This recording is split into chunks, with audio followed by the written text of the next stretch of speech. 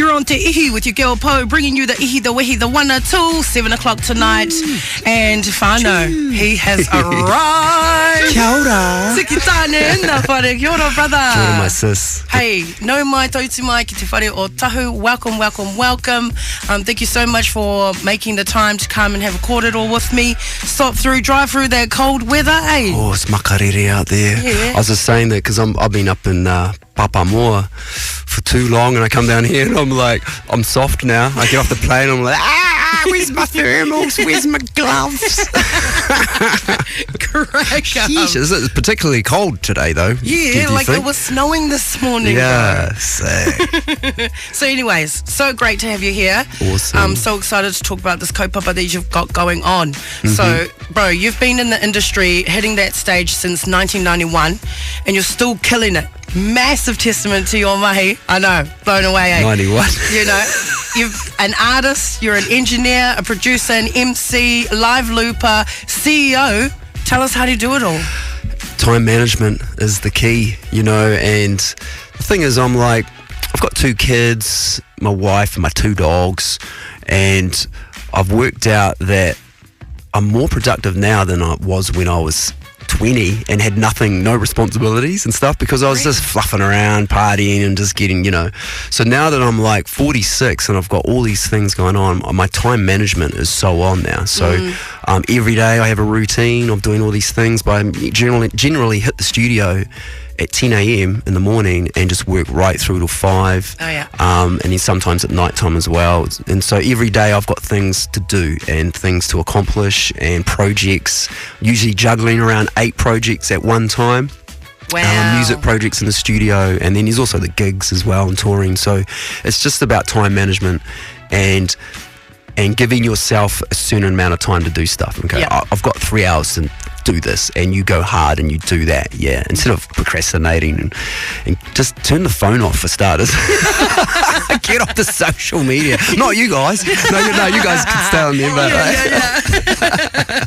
No, that's crack out, because I wake up in the mornings and before I even get out of bed I check my phone next minute. It's half an hour's gone already. And you're like, I gotta get out of bed and get to work. Come on, kids, get up. Get up, kids. We've got to go to Kura. So I mean, that's that's all of us. It's this the power of having the phone next to your bed and stuff like that. But it is to achieve all the things I'm trying to do. It is just about time management, and it is about focusing intently. When you have 3 hours to do the mahi, you really go deep. And then I also like do little treats as well for me. Like sometimes I'm like, okay, I'm not going to do any, like, this is what I've got to do for 3 hours, and afterwards I'm going to have a nice cup of tea in the sun or something, and so I kind of like reward myself for doing the 3 hours mahi, you know, like little things like that. So with that, you are an insane creative. Tell us about this performance from 2021. Tiki Taane in session with the Christchurch Symphony Orchestra. Working with a 50-piece orchestra probably can't be easy. How did you come up with this vision and bring it to life? It was such an amazing experience. So Gretchen, who was the CEO of the CSO, she got hold of me and was like, we'd love to collaborate with you on this event. We're thinking about doing a concert called Ototahi Proud and putting it on at the Christchurch Town Hall. And I was like, absolutely, let's do this. So I started working with some arrangers, orchestral arrangers. There were 4 of them: Tom Rainey, Ewan Clark, Ruben Delator, and Hamish Oliver. And I sat down with these guys and I said, these are the songs I want to do. I want to do Always in My Mind, Tangaroa, Summertime, and all of these songs. And then we started crafting how we're going to do that with a 50-piece orchestra. And I brought in special guests like Big Sima, the Christchurch hip-hop legend, got him up. My kids got up on stage and played a song, and then MC Tali, she came up and did some drum and bass. So I crafted the show, we rehearsed it, we did the gig, I filmed it. My good friend Mark Russell filmed it. He had 22 cameras on this thing, so all the angles, and then recorded it, and then afterwards I took everything back home. And so you're talking about 90 stems. Like, if you don't know what a stem is, that's like a music channel. So there's 90 of them that basically I have to mix, and so it's been like about a year and a half mixing this project. And then my friend Mark Russell cut the videos to it, and then all of a sudden we've got this kind of film. We've got this film with this behind the scenes footage. And And so I was like, great, I think we're going to push this into a film festival. So I got hold of New Zealand International Film Festival, let them know that I've kind of made this music documentary, and they loved it, and they were like, we'd love to put it in a film festival. So here I am now in Ototahi, about to do the New Zealand premiere at the Isaac Theatre Royal, and play my music doco. And it's been picked up around the world as well. It's getting played around the world at all these film festivals. So it's been something really inspiring for me, and it's given me a whole new outlook on where music can take you. Yeah, harder. Yeah, I love it. Because, like, I don't think anyone else has done something like this, and I love it when people do something different and outside of the box that no one else has done, because that's how you capture people, eh? Yeah, I mean, you could totally... You know, I had these goals in my head. Obviously, the main goal was what I'm doing now, which is create a music documentary film that can be played in cinemas around the world at film festivals. That was the number one goal, which I managed to hit. I'm like, yay. But if I didn't achieve that, then the second goal would be just make really cool videos for YouTube. You know what I mean? Which ain't bad. It's all good. So that was the second goal. So I'm stoked I managed to hit my number one goal. And it's been a great journey so far, and it's opened up a whole lot of new things for me. It's pushing me into a new area that I never really thought I'd get into, which is making music for films. And it's exciting. Beautiful. So for the whānau that will be going along watching the doco, what can they expect? They can expect you can imagine when you go to gigs and it's like there's all these people and they bump into you and they stand on your nice kicks and they're trying to have a yarn with you and they spill their drink on you, and sometimes you can't see the stage and it sounds too loud. So you're not going to get any of that. You're going to basically... You know what I mean? You're going to be sitting in the theatre with your popcorn, your drink. No one's going to be talking to you. It's nice and comfy.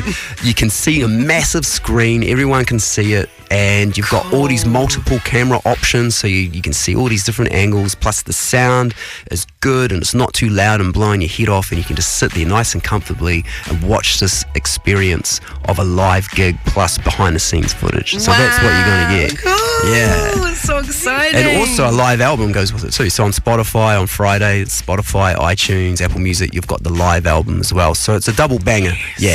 Yes, and I saw you're selling merch as well, your Ueka merch. Yeah, selling merch as well at the Isaac Theatre Royal, and I'm going to be doing a Q&A as well afterwards. So when the screening hits, afterwards stick around and ask me some questions. I'm going to bring up some of the other people involved in the film so you can ask some questions, and then afterwards I'll be doing a signing by the merch thing so you can get some stuff signed and just say hello and just whatever. All good.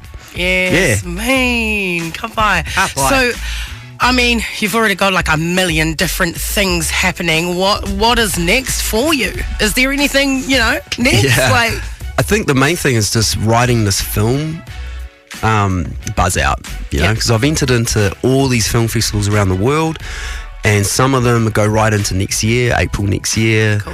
And so I'm just going to ride this out a little bit. Plus, been producing stuff for some young artists as well in my studio, some bands like Flaxies and Te Kura Huia as well. And my boy Shapeshifter, I'll be doing some shows with them as well, which is coming up 24 years. I've only been doing sound for Shapeshifter, which is a long time. And then my solo stuff, doing my loop one-man band stuff.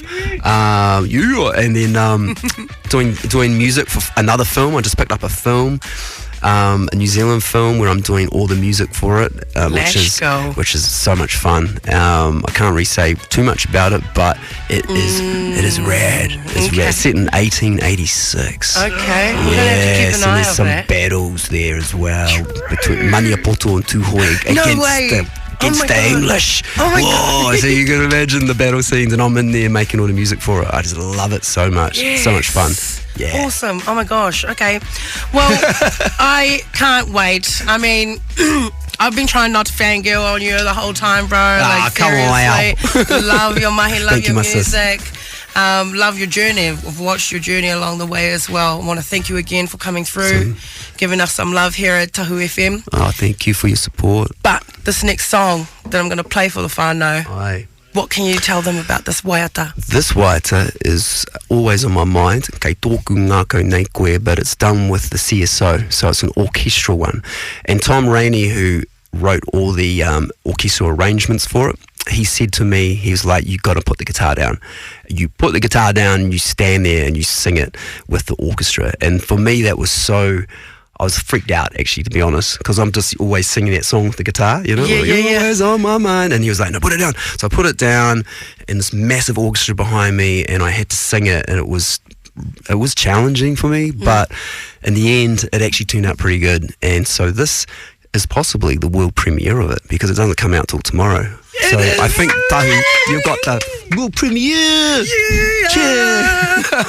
I didn't even know that either. He was like, oh yeah, don't get released till tomorrow. I was like, oh wait, what? But be ready for it, because this is all orchestral. It's not like your banger. It's not got drums in or anything like that. It's purely orchestral. So just enjoy it on your way home if you're driving home, you know, and have a great evening.